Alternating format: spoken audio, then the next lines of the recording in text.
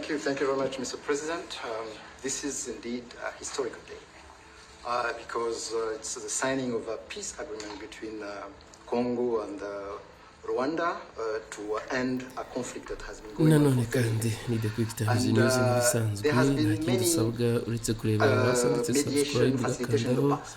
hanyuma tugakomeza But kubana none of them gatanu kuri succeeded. gatanu We believe muri that aya it's makuru because of your umunsi w'ejo rero leadership aho muri leta and zunze your ubumwe za amerika perezida Trump yakiriye Nduhungirehe na Kayikwamba nyuma yo gusinya amasezarano y'amahoro. economic integration, regional economic integration, Perezida wa Amerika Donald Trump yatangaje ko akarere k'ibiyaga bigari katangiye amateka mashya y'ubumwe, ubufatanye n'iterambere nyuma yo gusinya amasezerano y'amahoro hagati y'u Rwanda na Repubulika Iharanira Demokarasi ya Congo.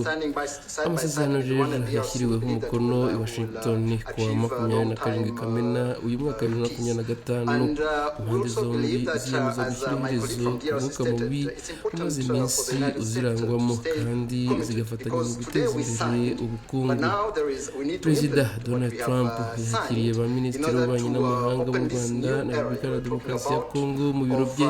Yavuze ko uyu munsi wari utegerejwe igihe kirekire. Mu magambo ye rero Perezida Donald Trump yagize ati intambara imaze imyaka myinshi, ivuga imyaka 30 mu karere k'ibiyaga bigari. Uyu munsi intambara igeze ku iherezo n'akarere kose gatangiye paji nshya y'icyizere, ubumwe n'amahirwe n'amahoro. Hari hashize igihe gitegereje hari ubuvuzi bw'iyo ntambara ikomeye yabayeho nyuma y'intambara ya kabiri y'isi. Birababaje ariko tugiye kuyirangiza. Minisitiri w'ububanyi n'amahanga n'ubutwererane Olivier Nduhungirehe we yatangaje ko kuba impande zombi zisinya amasezerano y'amahoro byaturutse ku muhate wa Amerika, bityo isabwa gukomeza kuziherekeza ngo ibyo ziyemeje bizashobore gushyirwa mu bikorwa. Mu magambo ye rero Olivier Nduhungirehe yagize ati uyu ni umunsi w'amateka kuko ni umunsi wasinywe amasezerano y'amahoro hagati ya Congo n'u Rwanda ashyira iherezo ku makimbirane amaze imyaka 30.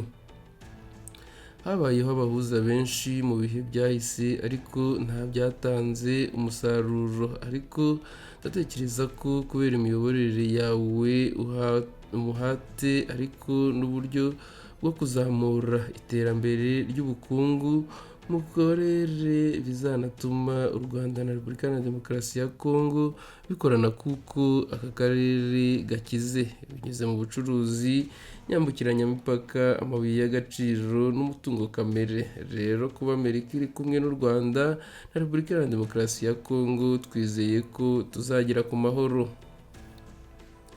Yavuze ko kandi nanone Amerika ikwiye gukomeza kuba hafi impande zombi kuko habayeho gusinya, igikurikiyeho ari gushyirwa mu bikorwa ry'ibyashyizweho umukono. Mu magambo yiwe rero ariko yasozaga iri jambo yabwiraga Trump yagize ati kugira ngo ubufatanye mu bukungu bugerweho Amerika ikeneye gukomeza guherekeza impande zombi kugira ngo hashyirwe mu bikorwa ibyo twasinye, kuko mu bihe byashize twasinye amasezerano menshi atarubahirijwe, ariko twizeye ko hamwe n'ubuyobozi bwawe n'ubuyobozi bwa Amerika tuzagera kuri iyi ntego. Thank you very much, Mr. President. This is indeed a historical day.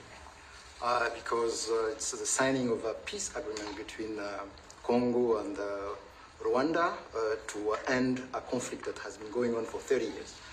And there has been many mediation, facilitation in the past, but none of them succeeded. And we believe that it's because of your leadership and your steadfast commitment to this process, with also a new approach of economic integration, regional economic integration, which is important to allow Rwanda and DRC working together, because this is a very rich region with cross-border trade, with minerals, with natural wealth. So with the US standing side by side with Rwanda and DRC, we believe that we will achieve a long-time peace.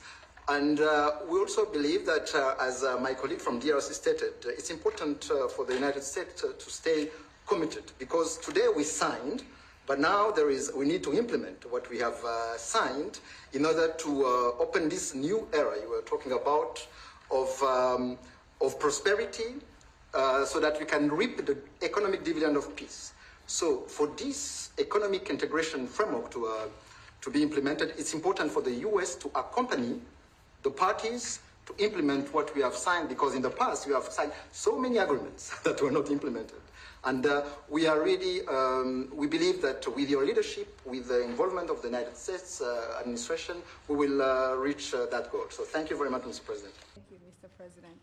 So as Caroline has mentioned, President, first of all, I want to let you know that I'm the only African reporter accredited here at the White House. Wow. And I cover for the entire continent. So I just arrived from Congo, Democratic Republic of the Congo, Right. yesterday.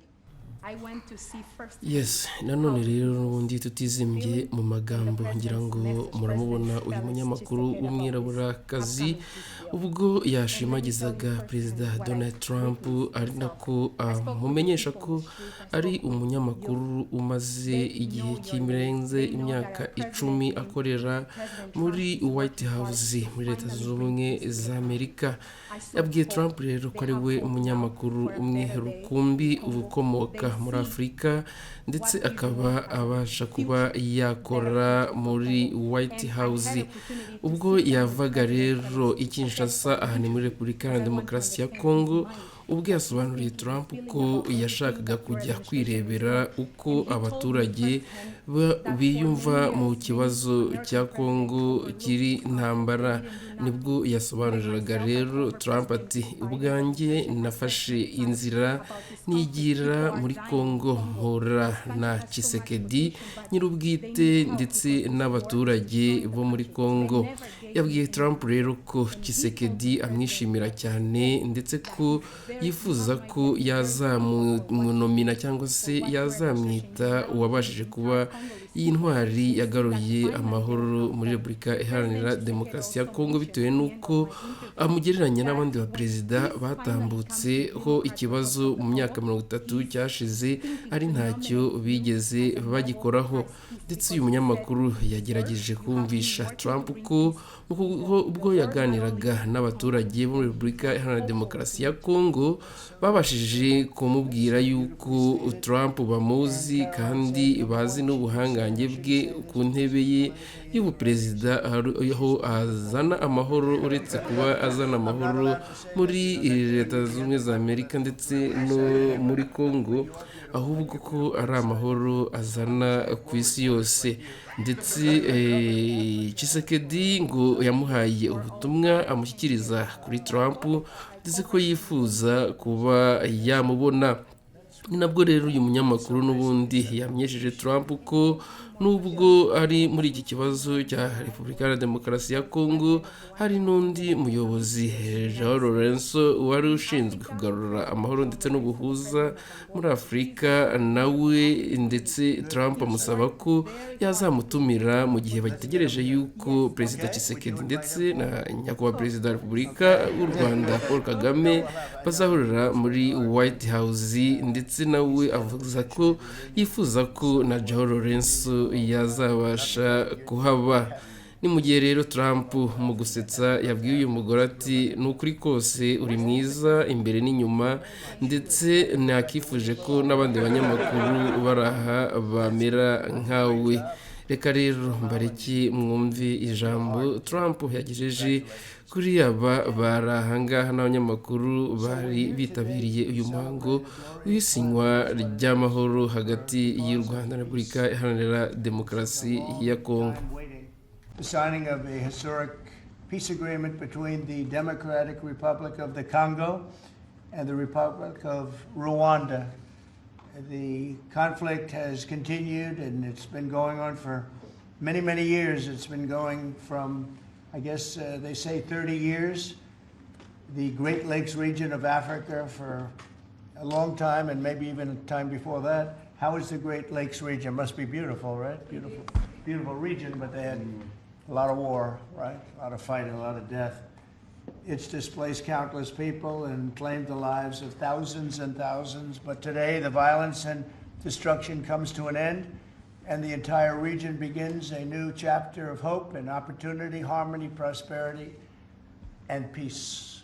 That's been a long time waiting. I said, how long has the war been going? And a friend of mine who was very much involved said 30 years, and at least 6 million people were killed during that period of time. It's incredible. And somebody said that was actually, it's the biggest war on the planet since World War II. So it's a shame, but we're going to bring it to an end. I want to express my gratitude and congratulations to the representatives of the Democratic Republic of the Congo and the Republic of Rwanda, who signed this pivotal agreement a short time ago. They just signed right in front. And let me also thank Secretary of State Marco Rubio, who has worked very hard on this subject, and we've worked on it together, for his outstanding leadership, as well as Senior Advisor for African and Africa Affairs, Masad Boulos, who's, as you know, spends a lot of his time in Africa, and he's very comfortable there. I said, were you at all uncomfortable with all of the turmoil and all of the killing? And he said, no, I wasn't uncomfortable, and that's what you need. You need somebody that's going to be able to get. So, Masad, I want to thank you very much for the job you've done. Amazing guy, actually. I also want to thank African Union, Qatar, Togo, for working closely with the United States. And I know Qatar was really working hard, and African Union, we just spoke about that. And I look forward to having them representatives here when we do the official meeting, and that'll be sometime in July. And we look forward to it. And you better be here covering it, okay? You better be. We're not going to stand anybody else covering it but you. But this is a tremendous breakthrough. In a few short months, we've now achieved peace between India and Pakistan, Israel and Iran, and the DRC and Rwanda, and a couple of others also. Serbia, you know, they were getting ready to go to war with a group I won't even mention because it didn't happen. We were able to stop it, but I have a friend in Serbia, and they said we're going to go to war again. And I won't mention that it's Kosovo, but it's Kosovo.